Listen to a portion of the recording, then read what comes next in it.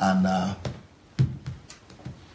we are going to be starting. So the topic of this week is knowing and understanding God through love. Knowing and understanding God through love. Knowing and understanding God through love. That is the series. That is the general series that we have. But the topic for today is love through self-denial. So yes, how to love God through self-denial, or discovering love through self-denial. How to discover love and how to love God and loving other people through self-denial. But the topic in general is knowing God, understanding God through love. So if today's message is love through self-denial, so you could also say loving God through self-denial, or coming to know love through self-denial, coming to understand love through self-denial, or coming to know God through self-denial, or coming to discover God through self-denial, or coming to understand God through self-denial. That is to say, self-denial is a means of discovering love, and self-denial is a means of knowing God.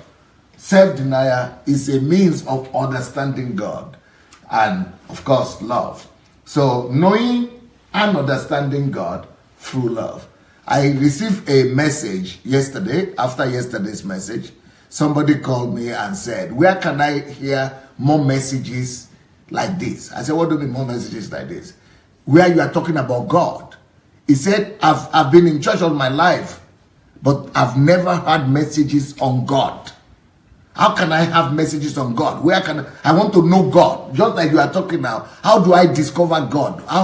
That is the African church for you. This guy from Nigeria. And he said, I've never been taught about God. I know God can bless you. I know God is powerful. God is a miracle worker. God can heal you. God can do this and that.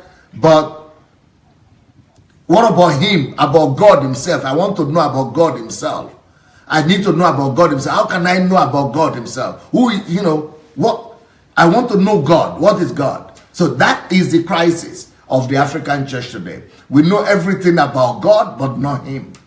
We hear about God, we can teach about God, we can preach about God, but we don't know God. That is a crisis, and that's what we are trying to deal with. So knowing God is the goal.